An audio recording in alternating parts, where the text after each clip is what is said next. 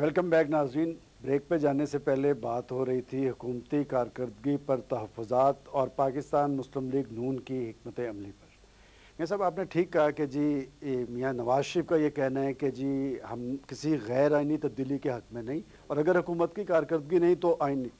देखें, बात है कि आप पंजाब में मखलूत हुकूमत है, पीपल्स पार्टी आपके साथ है, और इसमें कोई शक नहीं कि आपकी अपनी शदीद रिजर्वेशन है, लोगों को कुछ मिल नहीं रहा। आइनी तब्दीली के कौन से ऑप्शंस होते हैं जो बरूए कार लाए जा सकते हैं? क्या विद इन हाउस तब्दीली की आप बात करते हैं? पहली तो बात है कि जो आप सियासी तब्दीलियों की अफवाहों के हवाले से बात कर रहे थे, जो मैंने उसका जो आपको अभी जवाब दिया था, उसका एक जवाब का ये भी हिस्सा है कि ये सियासी अफवाहों को आगे बढ़ाने में उन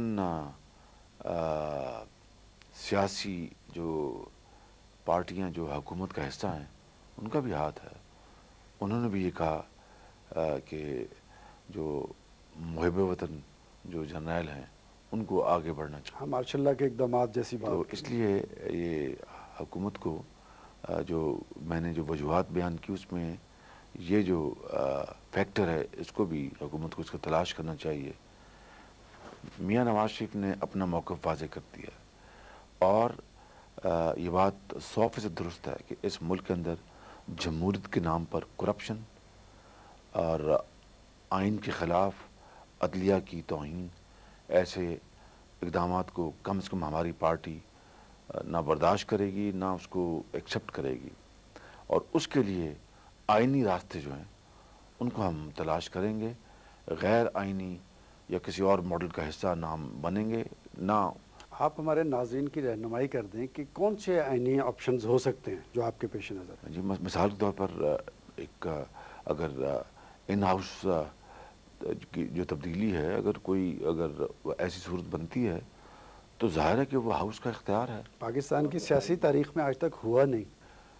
बहरहाल इस मुल्क में भी जो ऐसी चीज़ें जो माजी में अनहोनी कहलाती थी हुई, और सियासत में कोई चीज़ हातमी नहीं होती।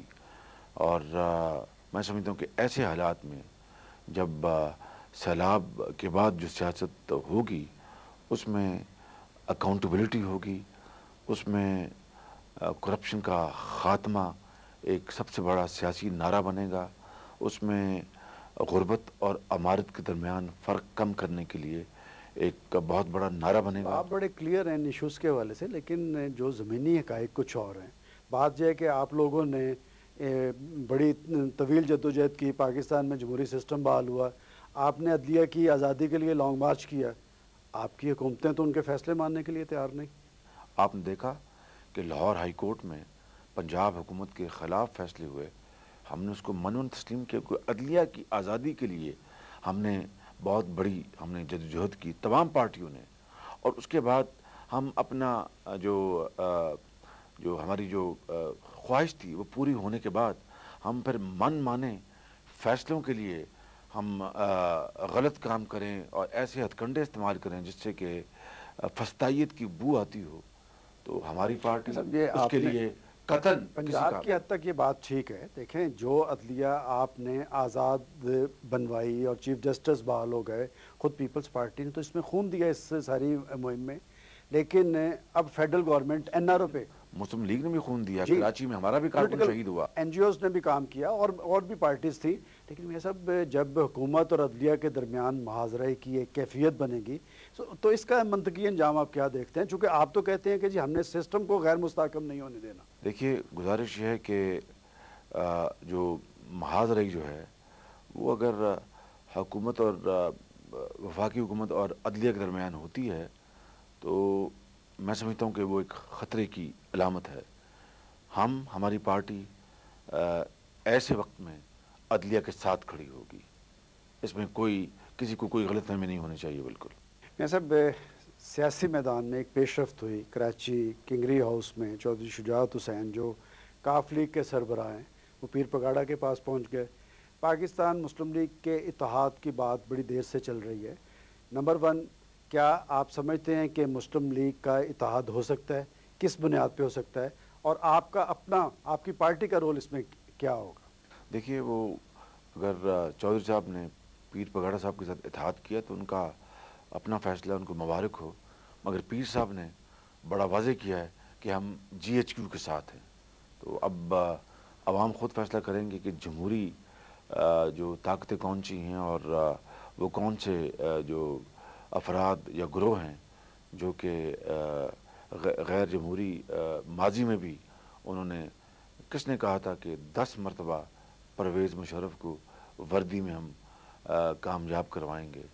تو میں سمجھتا ہوں کہ اسی سے آپ ان کی جمہوریت پسندی کا اندازہ لگا لیں۔ آپ تو ہمیشہ آگے دیکھنے کی بات کرتے ہیں، بالکل۔ لیکن بات یہ کہ ملکی حالات جو رخ اختیار کر رہے ہیں، اس میں اگر 2 پارٹی سسٹم بنے تو وہ جمہوریت کے لیے زیادہ فائدہ مند نہیں ہوگا؟ یہ آپ کو یاد ہوگا کہ میں نے آج سے سال 1.5 سال پہلے بھی کہا تھا آپ ہی کے ایک انٹرویو میں، اور آج پھر میں اس بات کو دہراتا ہوں۔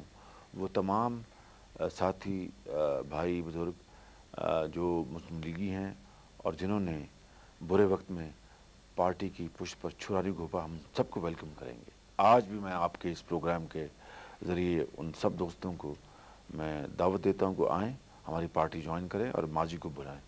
آپ نے ماضی کے ایک انٹرویو کا حوالہ دیا، تو میں بھی اسی جگہ پہ ہونے والے کی انٹرویو کا حوالہ دوں گا۔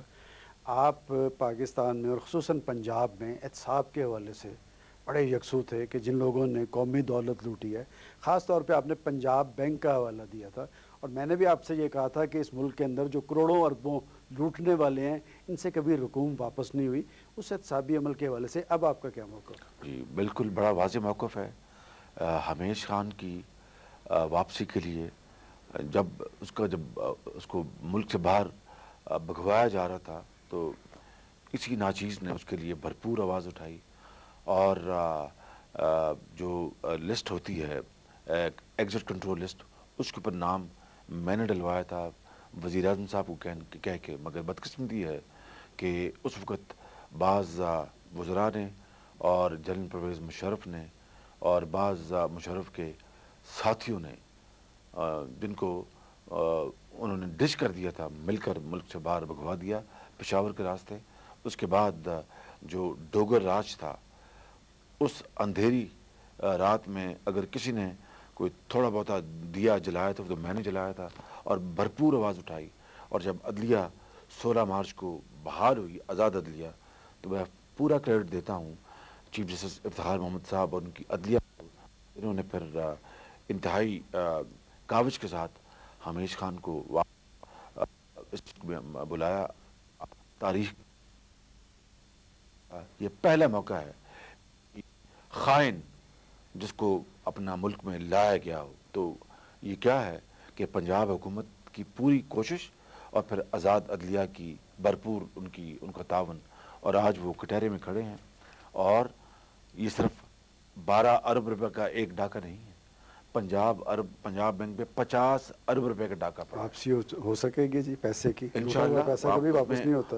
اور پھر دیکھیے کہ پنجاب بینک کے اس وقت کے ڈائریکٹرز، اسٹیٹ بینک کا یہ قانون ہے کہ کسی بینک کا ڈائریکٹر اپنے نام قرضے نہیں لے سکتا۔ اس زمانے میں اس حکومت نے پنجاب بینک کے ڈائریکٹروں کو پنجاب بینک سے اربوں روپے کے قرضے دلوائے اور اپنی ملیں بیچی ان کے ذریعے۔ یہ بالکل میں ایک طرف یہ صورتحال میں عرض کروں، مجھے اگر اجازت دیجیے ایک تو یہ بات، مگر میں آپ کو یقین دلاتا ہوں کہ انشاءاللہ ایک پائی وصول کرنے کے لیے ہم بلا خوف و خطر اور بلا امتیاز اس کے لیے پوری کوشش کر رہے ہیں۔ دوسری بات، آپ شاید اشارہ کر رہے تھے کہ بعض لوکل گورنمنٹ کے جو ناظم تھے، بالکل، اور سارا کچھ آپ نے دیکھا کہ میں نے آڈیٹر جنرل کی رپورٹ پیش کی، وہ ہم نے پوری قوم کے سامنے رکھی، اور اس میں آپ نے دیکھا کہ کروڑوں اربوں روپے کے گھپلے کیے گئے۔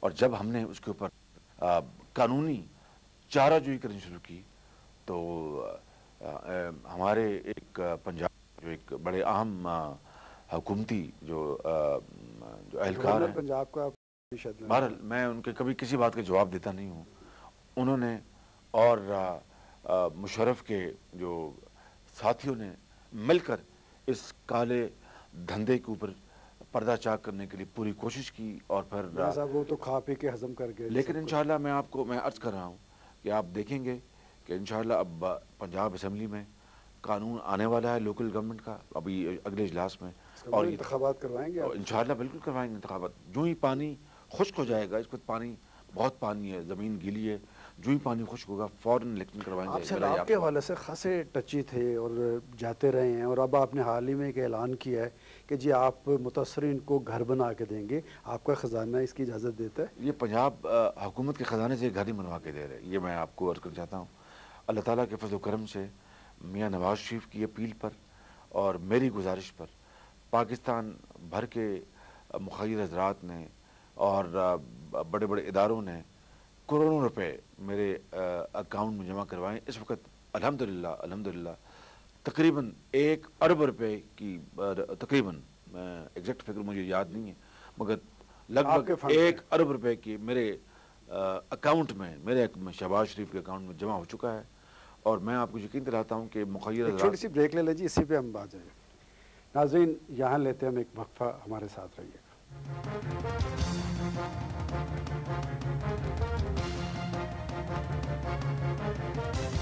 دھرتی